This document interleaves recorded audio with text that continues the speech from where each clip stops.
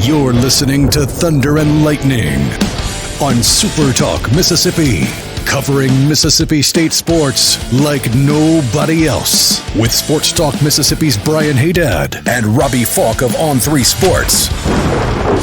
Now get ready for Thunder and Lightning. This is Thunder and Lightning here on SuperTalk Mississippi. Brian Hadad and Robbie Faulk here with you on a Tuesday morning. Thanks for joining us here at supertalk.fm or wherever it is that you get your podcast from. We appreciate all you guys out there, our great listeners, especially our servicemen and women out there taking care of us. I want to thank our sponsors over at Strange Brew Coffee House and Churn and Spoon Ice Cream. Start your day the right way with a trip to the drive-thru over at Strange Brew Coffee House here in Starkville or at Brupolo over in Tupelo. It'd be a little weird, Robbie, if Brupolo was in Zumbro. It would be a little weird. That reminds me of Umbros. Umbros. That was the shorts of the 90s there, my friend. Everybody had a pair of Umbros. Can we get Strange Brew to start selling their own line of Umbros? The Umbros. Umbros. Super comfortable shorts. Can we get Shane Reed walking around in some Umbros? Umbros. Yeah, we got to change the name. There's probably copyright on it. We're going to call them Umbros. They're going to be super comfortable that you can wear. They're active, but they're also, for casual wear. They're good stuff. I think that's a great idea. I'm 100%. That's $1 million idea, in my opinion. He's always trying to expand the business. He's getting into the lemonade and I don't know if he's going to do the teas or anything, but he's getting into a little different. He's getting into a little different clientele, I guess you could say. Yeah. Maybe we can start getting into the Umbros. Umbros, he sells shirts. It's just an easy step down to shorts. So wherever you are in our great state, you can enjoy Strange Brew Coffee each and every morning. It's only a click away at strangebrewcoffeehouse.com. The Mississippi Beef Council wants to remind you that beef, it is what's for dinner. You are cooking out this weekend. Nothing beats the sizzle of beef on the grill. If you're not cooking out, well, as we all know, there are so many great places around this state where you can pop in and grab a steak. I encourage you to do it. Anytime you're going to be eating out or eating in, beef should always be on the menu. Beef, it's what's for dinner, thanks to our friends at the Mississippi Beef Council. College Corner, collegecornerstore.com is the place to find the maroon and white merchandise that you are looking for. I know that you're looking for it. You're looking for it right now, aren't you? You're thinking, I need to get some new gear. I need to get some a new polo, a new pullover, anything. Well, guess what, guys? I've got you taken care of. All you've got to do is head to College Corner. 2 locations to serve you in the Jackson area. They're in Ridgeland by Fleet Feet. They're in Flowood by the Half Shell, or you can just shop online at collegecornerstore.com. Restaurant Tyler is Starkville's flagship restaurant for lunch, for dinner, for Sunday brunch. The best meal in town, always at Restaurant Tyler. You are looking for a great meal. Doesn't matter if it's for when it is. It doesn't matter if it's, for early in the day or late in the evening. It's on a Monday. Well, not a Monday, but a Tuesday, Wednesday, Thursday, Friday, Saturday, Sunday. I got you covered. You just have to go to Restaurant Tyler and enjoy a fantastic meal there. Doesn't matter what the occasion is. It's always a special occasion when you're eating at Restaurant Tyler. Priority One Bank, 16 locations here to serve you throughout Central Mississippi. Let PriorityOneBank.com be your guide. They'll show you not only where they're located, they're going to show you how they're going to help you manage your money, invest, and plan for the future. Now more than ever, when you have questions about your money, you need answers. You need them on your schedule, not somebody else's. That's why you need a bank that provides the level of service that you're going to get at Priority One Bank. If you're a Priority One Bank customer, you already know how great their app is. It's a lot more than just moving your money around. You can do a lot of the things. You can do it at a Priority One Bank branch right there on your mobile device. So check it out if you haven't already. Let Priority One Bank make you their priority. For what it is, and it's just the 4th baseball game of the season. But today, Tuesday, is a pretty big day for Mississippi State sports. You got a monster top 25, another chance at a top 10 opponent at home in basketball, and you're going to travel on the road to play a team that you know will be involved in the postseason, probably one of the favorites in the Sun Belt, and an in-state rival in baseball. It's awful early in the year for this kind of day, Robbie, but that's what we've got. You'll be in Hattiesburg later today, as you look at tomorrow. You'll be there for the baseball game. But this is a monster day. Let's start with basketball, Robbie. This is the one. This is the team that plays the style of basketball to me in Texas A&M that Mississippi State best matches up with. They did not. They were not a good matchup with Kentucky and Alabama. They found a way to stay in those games offensively. They were not a good matchup with Florida. They did not find a way to stay in that game offensively. This team and the way they play suits Mississippi State better than those teams did. This is State's best chance for an upset win, in my opinion. Yeah, when you look at we had discussed that on Monday, just about State has been a lot better on the road. It seems most of their losses are coming at home. Then you break it down, you look at it, and you lost to Kentucky, Alabama, and Florida at home, and Missouri. All teams that can really score the basketball, that can really shoot it. Mm-hmm. And we have now really, at this point, I think we've narrowed it down to Mississippi State just has to win the three-point battle defensively. And if they're holding teams under 10 three-pointers, the chances of winning that ball game are, significantly higher than they are if you don't. And that we've seen 2 wins for Mississippi State when it's 10 or more threes, and 16-0 when a team shoots below that. So that's kind of where I am with this team right now. It feels like that's what they got to do to win ball games. And you look at Texas A&M, three-point shooting, second to last in the league. Mm-hmm. So the teams that Mississippi State have done pretty well against defensively, those are the teams that are kind of in the bottom half of the league. Vanderbilt's 11th. They held them, I think, to 19% from three. Georgia shot better against Mississippi State than they have on the season. I think they shot 39%. Mm-hmm. They're a 32% shooting team, but they made 8 threes. You can live with that. Right. I think State can live with that. South Carolina, both games, State defended them pretty well, and they're 13th in the league. And then LSU is the worst, and you play them later. So right. You're exactly right. This is a good matchup for Mississippi State's defense, but Texas A&M is a very well-coached team and a very tough defensive team in what they do on that end of the floor. So, State is going to have to win the rebounds because we know what Texas A&M does on the boards, and they have obviously a very familiar face over there for Mississippi State fans. And they also have, a difference maker on offense too. So I really feel like this is as good a matchup as Mississippi State has had against a top 10 team this year. I thought Kentucky was still a good matchup because I didn't think they defended very well. State should have won that ball game. Mm-hmm. But in this game, if you're limiting what Texas A&M does well, and I think to me that is that Mississippi State really needs to win the boards because A&M is one of the best rebounding teams in the league. I think that's where you got to win the ball game for Mississippi State. You got to win the boards. You got to be able to get offensive rebounds and get second chance points because you're going to miss shots. Mississippi State's not a very good three-point shooting team, and they're going to throw them up in this game. You got to be able to get those offensive rebounds. Cam Matthews, Keyshawn Murphy, and Michael Nwoku are huge in this game. And then the secondary guys rebounding too. R.J. Melendez, Claudio Harris coming in there and getting rebounds, even Riley Kugel. State has got to crash the boards all game long. You do that. If Mississippi State wins the rebounding and Texas A&M doesn't shoot out of its mind and way better than they have this year, I think they win this game. I really do believe they can. This is the top 10 win they can get. Surprising stat about Texas A&M, a team that, as we've talked about, is so physical. Buzz Williams, that's the way they like to play. They win with defense. Not a great rebounding team. Only out rebounding their opponents by less than 1 rebound per game. And that to me is very surprising. When you they're third in the league in rebounds. They average 41 rebounds a game. Am I looking at the wrong thing? This says I see combined rebounds. Texas A&M's averaging 41 a game. That's third in the league behind Alabama and Florida. And they have State's averaging 39, so they're averaging 2 more than State. I'm looking at their stats on their website. Oh, no wonder. Okay, hold on.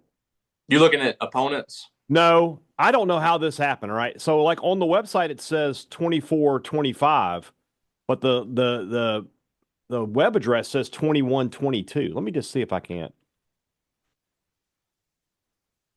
And A&M is the best offensive rebounding team in the conference at 16. I don't want to have a mistake like we had a couple of years ago where we previewed a team based on the wrong stats. Yeah, no, they're the best. They might be the best rebounding team in the conference. Okay. That now so let me erase what I said about that because I was looking at the wrong thing. I was wondering why Wade Taylor was their fourth leading scorer, and I was just like, that doesn't make a lot of sense. But I'll move forward.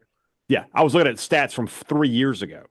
Yeah, so I want to blame Texas A&M for that because I just clicked on I googled Texas A&M basketball stats, 12man.com, 2024-2025 basketball stats. Click that link. It sent me to 2021-22. So blame A&M. No wonder Texas hates y'all. Yes, Robbie, going back to what I was saying, Texas A&M is a great rebounding team. 41, almost 10. Brian has definitely done his research on Texas A&M. He is coming in ready to go on Tuesday night. You can't blame me. I had the page up. I was looking at it. I can't do anything at that point. I can't. Yeah. Well, they are. They're an outstanding rebounding arguably team. The best rebounding team in the league, and they're not. It's not always coming from bigs. Right. They have the ability to crash the boards with anybody, and they're averaging almost. I'll give them an extra 0.4% here. They're averaging 10 more rebounds than their opponent. Yeah. So it's a team that has. They are six more rebounds per game than Mississippi State. The margin, I guess you could say. So it's imperative for State to box out, to get to the rim, and get rebounds in this game. And State's been a solid rebounding team all year long.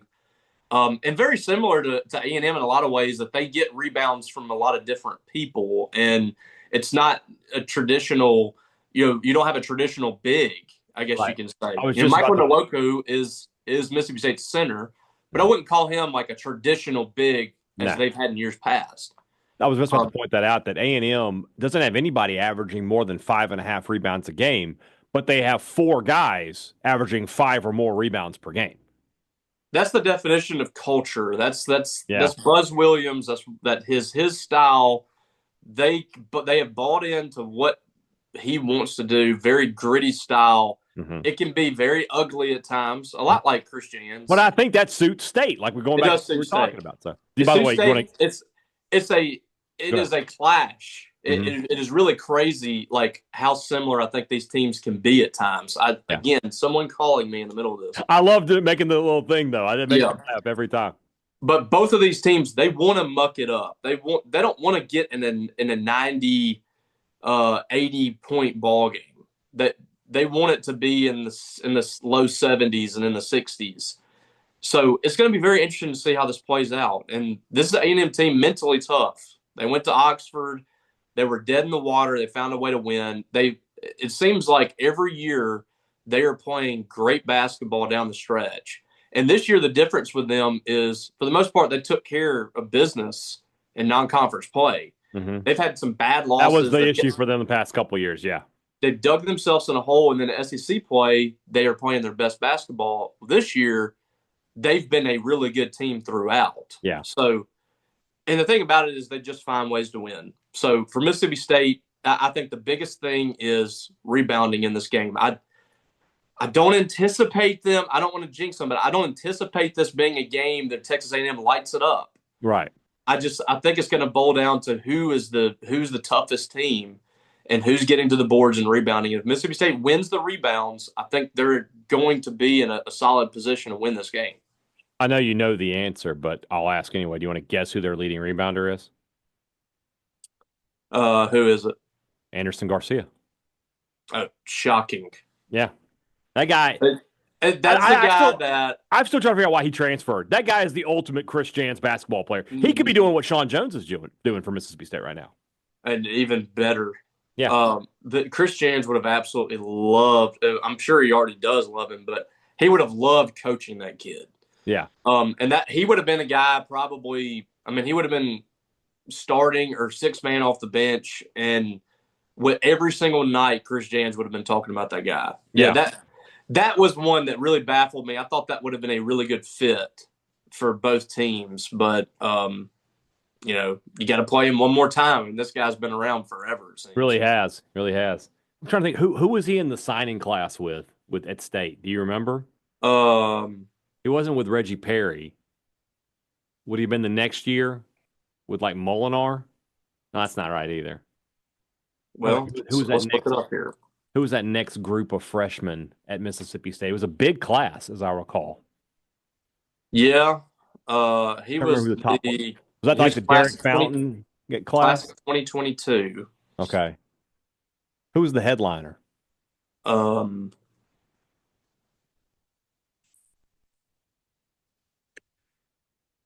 don't remember who it was. That was let's see. Sorry, I'm looking all this up at this. So class of 2022. You said so is that Howland's last class? Yeah, that sounds right. So you've got because he was no, it would have been the last class he coached because he would have recruited the next class, which was that was Riley Kugel and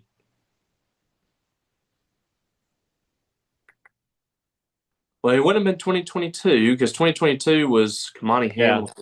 So he's in the class of 2021. 20.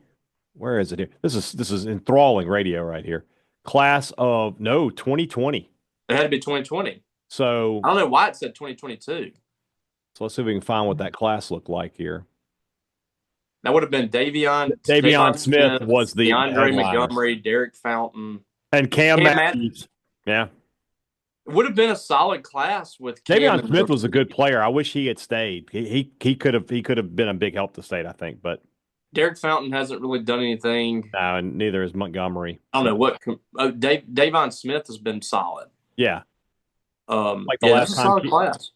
Keandre Montgomery went to Alcorn after Mississippi State. Don't know what he's done since then. The thing is, like Garcia and Cam Matthews are two Jans type players. Yeah. That didn't really look like a Howland guy, you know? Right. Big game for State. I think they can win. I don't know if I want to go out on the limb. I kind of want to go out on the limb, though. They've played all these great teams, and they haven't been able to get one. They have to get one. They're good enough to get one. I think they get it tonight. I think they beat Texas A&M. Yeah. I mean, I guess we can't include Ole Miss in that. I mean, they're kind of on the verge of falling out of the top 25. Ole Miss and State are kind of the same team, right? They're that, you look at the top 10, and you've got Auburn, you've got Alabama, you've got Florida, you've got Texas A&M, you've got Tennessee, and Kentucky has been in the top 10 when State played them. They were a top 10 team. And so State hasn't gotten any of those wins. Now you're getting A&M. This is your last chance. I think they get this one. I just refuse to believe they're not going to. Because Ole Miss did get one. They won at Alabama. They beat Kentucky. State's good enough to get a win. I think the confidence is going to be there after the way they played Saturday in Oxford. I think they got a little bit of their mojo back in that game. And I just feel like they're due to have one of these kind of wins. They are due. I don't know if I can predict it yet until I see it happen this year because they've just been kind of snake bit in these games at home. But I think they're going to have a chance. I think they're going to be in this ball game. I think it'll be a good game, close ball game most of the way. It's just going to be about execution down the stretch. And A&M does a lot of the little things. They've finished ball games this year. Mississippi State has not a lot of times. So that's going to be the big thing for State is down the stretch. If it's a close game in the final 4 minutes, how do you find a way to win? Because State has really struggled to do that. So they need it. They need this one bad. You win this ball game, and now you're really playing for seeding. I mean, you're really trying to move up the seeding chart at that point, and you have a lot of opportunities to do that, closing out strong here in the schedule. Now, Alabama game is going to be very difficult to win in Tuscaloosa. Not impossible, but State has really struggled to beat Alabama. That's going to be a tough one. But the rest of the game is very winnable. You win this game, and then you finish out with the final three. Mm-hmm. I mean, you are in – and also Oklahoma's in there too. I mean, right. That's Saturday, yeah. If you win this game, I think this is a team that can very easily get to double-digit SEC wins, which is very difficult to do. Agreed. I agree 100% on that. I'm going to call for the upset here. I'm going to see State. I'm going to take State to win this one. We'll see what happens. All All right. right. Let's let's move into the rest of the show. That's brought to you by our friends over at Two Brothers Smoked Meats in the heart of the Cotton District, the place to find the smoked Southern soul food that your heart desires. My heart desires it all the time, which is probably why I have a cardiologist. But that's neither here nor there. It's delicious, and the people there are awesome, just the same way it is over at the Older Brother, Starkville's best new restaurant. A fantastic place to go for lunch or for dinner. Their dinner menu is outstanding. It's crazy. It's totally different. You know, they got the sandwiches, but then you go in there for dinner and they've got steaks and pasta and chicken, and it's fantastic. So go check out those two places. They're right there in the Cotton District, right next to each other. Two Brothers Smoked Meats and the Older Brother. Great products, great service. Every business likes to promise it to you. They deliver it to you at Advantage Business Systems. That's what they've been doing for 50 years. A little high pitch there. I like that. You know, I think your next thing, you need to learn how to say 50 in different languages. I should do that. That would be a great get Steph to teach you how to say it in Serbian or something. Throw that at me one day. One of the weirdest things I've experienced is hearing Steph when he called his dad, talking to his dad. That was crazy. That's like we're about to get killed.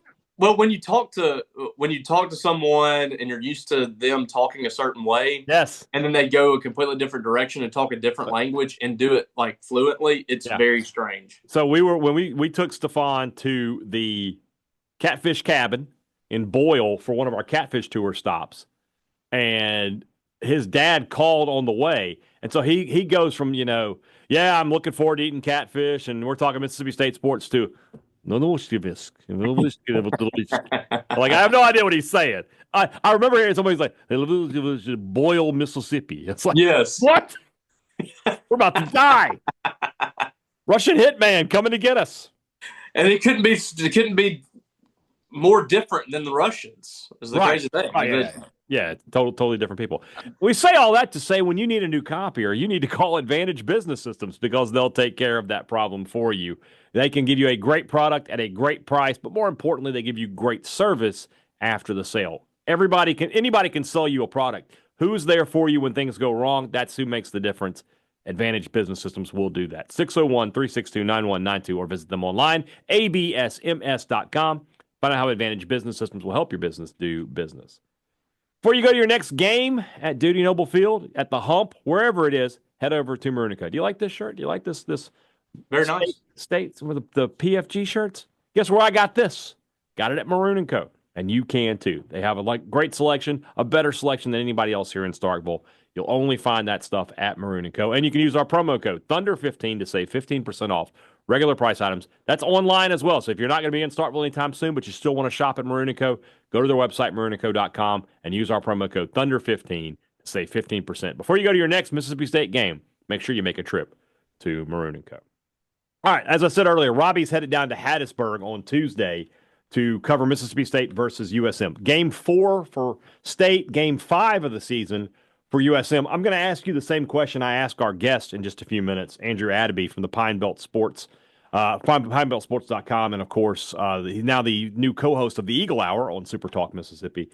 Is there any advantage for State playing 3 games in 2 days as opposed to Southern playing 4 games in 3 days? Does State have any kind of advantage there? I haven't looked into their who they've used or whatever, but yeah, I think they do. That's one of the reasons why Chris Lamonis he did away with those 4-game weekends. Those were always silly to me. But Mississippi State used to do that all the time when they would play those round robin games. They would have 3 or 4 teams come in here, and you would play 4 games on a weekend. And it just makes no sense whenever you got a midweek game the next week, and then you got to turn back around and pitch a weekend again. Mm-hmm. So I do think that it certainly is not in Southern Miss's favor to do that. But again, I don't know who all they pitched. I know that you'd mentioned that I think a couple of those games were close. They might have blown one of them open late. Yeah. But it just depends on how much they threw. I don't know. They have an excellent pitching coach as a head coach who knows all about his arms, so I imagine he's not super stressed about it, and he probably was pretty smart about how to utilize those guys. But for State, they were kind of trying to work some guys in. I mean, they didn't get a whole lot of guys work in those first two games. So yesterday or Sunday, they were able to start throwing some more players in there. They still did. We didn't see Gavin Black. Mm-hmm. That was the one that surprised me. Yeah, and it's just not a whole lot of opportunity for him. So Tuesday, I think State pitches some bigger names on Tuesday. Obviously not their starters, their weekend starters. Right. But I think Gavin Black probably gets in the ball game. I think we'll probably see Chase Hungate in the game as well. Two of your better relievers right there. Mm-hmm. Wouldn't shock me to see Mekhi Grant get back out there again. I'm very intrigued to see who the starter is on Tuesday. For USM, just announced by Andrew Adeby, who's about to join us here on the podcast. Talked to him earlier today, but it will be Colby Allen going for USM, who I think is one of their top guys.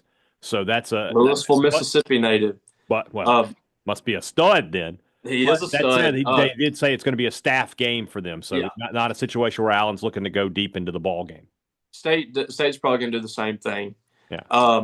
Colby grew up in Louisville, went to Winston Academy. He graduated from Starkville Academy, was a catcher at Starkville Academy. Just a really cool story.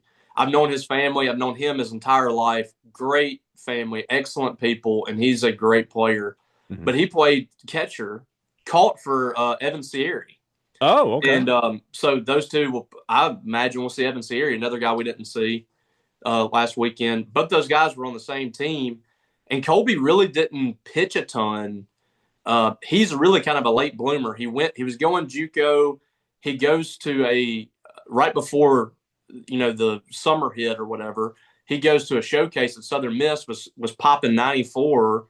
And really, I think Oz was really blown away by it. They take him, and he had a tremendous year last year. He's a preseason All-American. So Colby Allen is an excellent pitcher. I believe he can go toe-to-toe with Mississippi State in this lineup. This will be a good matchup, a good guy to see for Mississippi State, too, early in the process because he's the best pitcher they've seen so far, probably by far.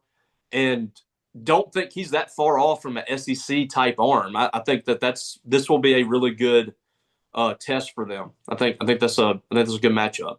One thing that I think about this game is that if State wins, it's a great win. But if they lose, it's not a crippling loss. It's not, no. Right.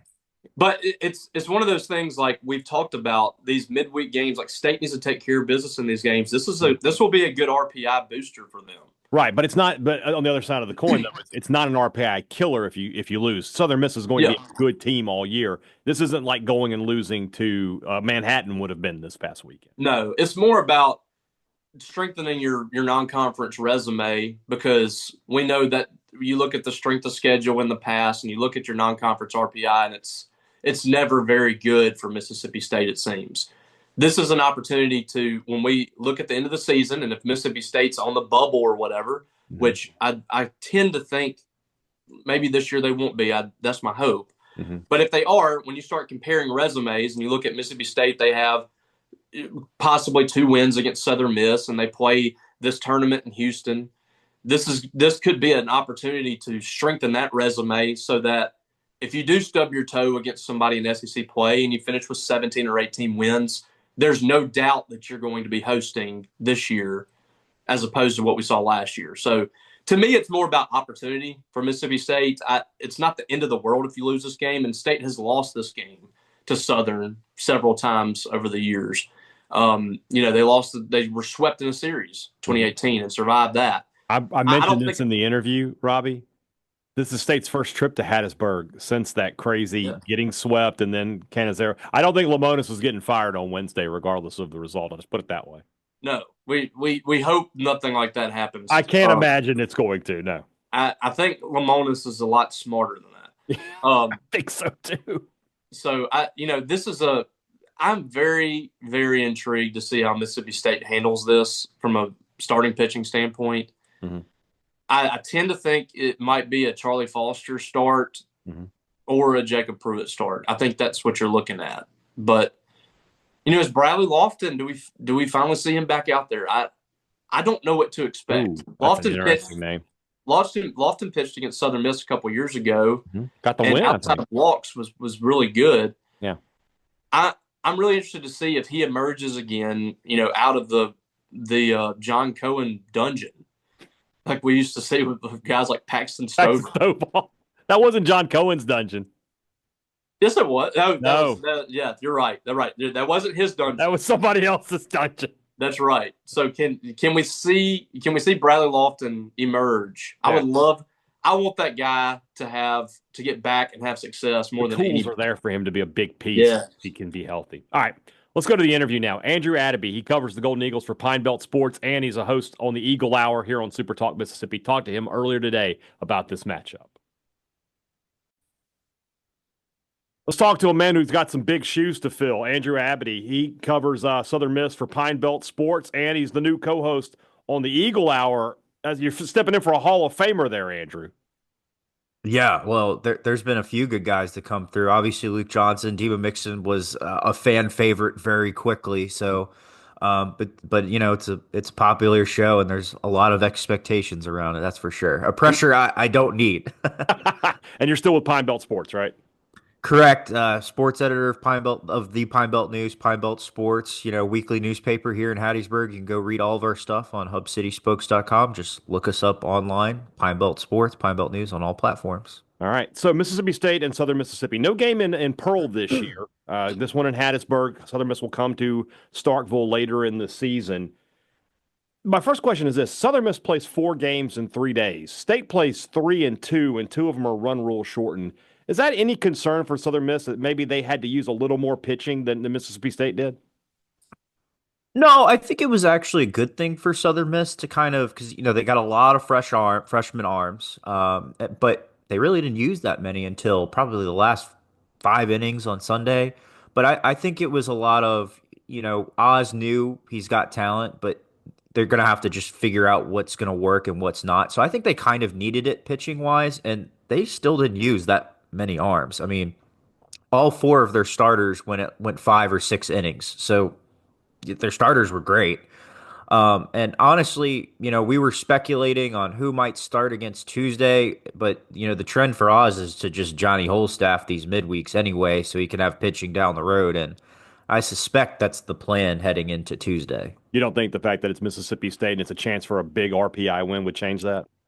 No, I don't think so. I do think you'll see Kobe Allen, which that was kind of the talk of the town, that he was the presumptive Friday, maybe Saturday starter, and then he's not in the starting rotation. He closed it on Friday, so I suspect if they need him and they know they're in the mix for the win, he'll come out of the pen and throw. But no, I think Oz is going to stick to his plan. Plus, there is a lot of opportunities for Southern Miss to build RPI rather quickly this year, given how tough their schedule is. But I think Oz is going to approach this like he normally would. What were your just opening weekend thoughts of Southern Miss? I can't tell you how many people have been like, well, what do you think of State? And I'm just like, I think they played Manhattan. That's how I have to kind of look at it. What did you think of Southern playing Lafayette? Yeah, Lafayette was about what I thought they'd be. I will say I think they'll be better than probably what they're projected to be in the Patriot League. I was really impressed with their Friday and Saturday starters. Bullpen's kind of what you expected with them. That's where things fell apart. I think they'll be able to swing it a little bit. I don't know if they're going to win the Patriot League. Army's been running the table in that conference for a while, but I think they're going to be solid. But for Southern Miss, I was really impressed with all 4 of their starting pitchers. There really wasn't a wrong answer. And, the good thing about seeing 4 starting pitchers on opening weekend is somebody's going to be pushed to that midweek. Not this week, of course, but, they've got a lot of talented arms, kind of like we suspected. So for me, that was the big thing. Of their 4 starting pitchers, only one of them gave up runs, which was Cross Sibley, and he matched his career strikeout total. So, take with that what you will. What about from a hitting perspective? The Golden Eagles, put up some runs this weekend. I was interested in that Friday game that was going on while I was on the air with Sports Talk, and it was nothing deep into the game, and then 1-0, and then USM explodes there in the 8th. Yeah, I was more critical of how Lafayette handled things because they threw a guy who apparently wasn't supposed to pitch this weekend. And so, it's a 1-0 game. If you're them, you're trying to get any win, right? And they felt like they just was like, all right, we're in it. Let's hope for the best. If I'm them, I'm trying to win that game. But, I think it was just, it's the season opener. It took them a minute. It came together rather quickly for them. But the hitting put up, I think they're hitting 376 or something stupid like that. The surprising thing was I think they hit 18 doubles. They have five Golden Eagles with at least three doubles. They hit four home runs over the weekend. So, you know, traditionally they start That's out a lot. slow. Gee. Yeah. And they played four games and they had a in that second game of the doubleheader on Saturday, they put up 18 runs. They had an 8 spot and a 7 spot. So, that kind of inflates things a little bit. But, Lafayette took them to extra innings in that first game on Saturday. But honestly, I was impressed how they were down 5-2 in the seventh inning. And by the seventh inning, and they came back and won it. And we haven't really seen this lineup be able to, I think, cover for the pitching in quite some time. Been a few years, not that they've had bad lineups, but I think this lineup's going to be a lot more potent than what we've seen the last couple years.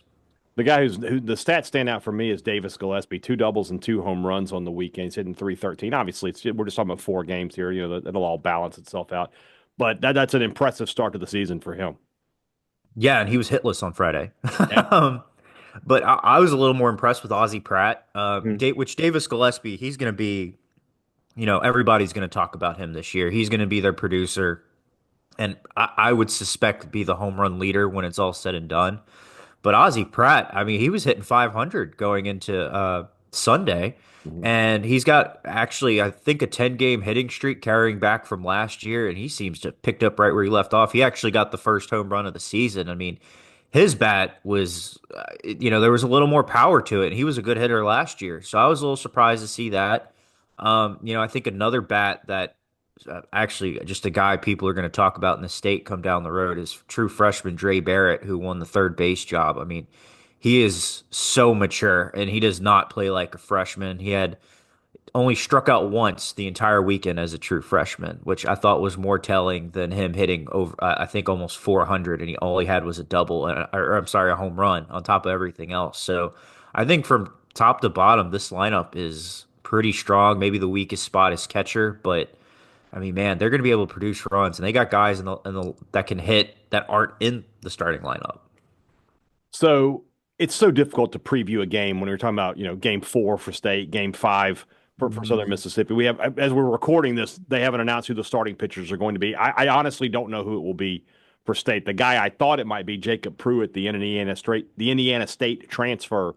He threw an inning on Friday and wasn't very impressive in that outing. So I don't know if the state would still go with him or what the plan is for state there. But this is a really key matchup, early in the season. For USM, this is a chance to get what will probably be a top 50, maybe even top 25 RPI win. So for state, it's kind of the same thing and a chance to get one on the road, a true road good win. And those are hard to find in non-conference play. It's crazy that we have a game this meaningful this early in the season. Well, it's college baseball in Yeah, Mississippi, right? I mean, yeah, you're right. I'd argue it's the best of the best. But, I think for USM, and of course for Mississippi State too, this is a resume building game for both teams, especially RPI wise. But, Southern Miss, we had the D1 baseball guys come on the Eagle Hour a few times, and they had basically said Southern Miss was at 26. So I think for them, it's a chance to really get into the rankings and stay in the rankings early, unlike previous years where they don't get ranked until the last 2, 3 weeks of the season. I mean, that would carry way more weight for them.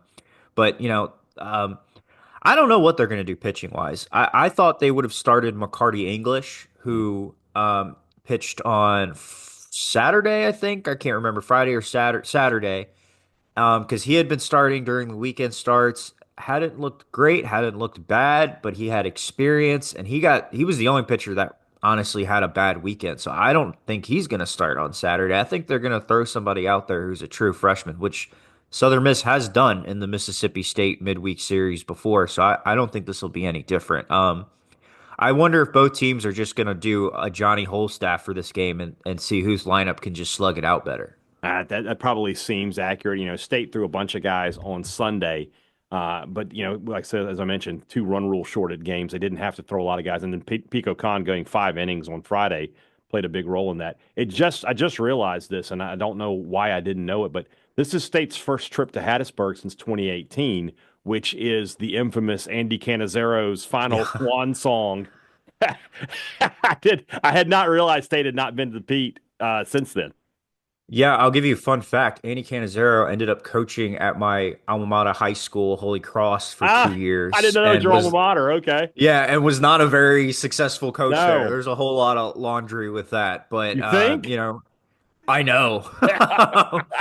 But no, he seems to be getting it back together. He's back coaching in the pros, and I grew up as a Tulane fan, so I hated to see, what he kind of put himself through, but yeah, I think it's going to be kind of crazy that this is going to be a midweek game and there's easily going to be 5,000 people there at least. Yeah. I mean, like I think they've already sold out tickets weeks before the game was to be played. But at the end of the day, it's still the beginning of the season. Win or lose, this isn't going to hurt either team's RPI greatly, assuming both teams do well down the stretch. Plus, they'll meet again down the road. There's this isn't going to be the end all be all for both of these teams. No question. And I think both of these teams both know heading into this game, they're still trying to figure some things out, which isn't a bad thing. I just think I think this game is bigger for the fans than it is for the actual teams, if that makes sense. I agree with that. Yeah, this is a game that it was a month from now. If this was, March 17th or something like that. Yeah. Because you'd have a more fully formed view of what each team is, and you could be talking about it in terms of that could be a big RPI, but it's so early, it's just difficult to tell. But it should be a really good game. Looking forward to it. From the Pete, 6 p.m. first pitch. My co-host Robbie Faulk will be there to cover that game for Mississippi State. So if you're following him on Twitter, you know what to do. Andrew Abity, thanks so much for your time. We're going to have you on the podcast more often now that you're part of the SuperTalk family. We'll have you on here in a few weeks when we see the Golden Eagles make the return trip to Starkville. Appreciate you having me. All right, thanks to Andrew. Glad to have him on the show. We'll be seeing a little bit more of him now that he's with SuperTalk and doing the podcast. Tomorrow's show is the Rumblings. That'll be what we'll do. But hold on now. No, we got these 2 huge games. We can't do the Rumblings tomorrow. Rumblings Thursday.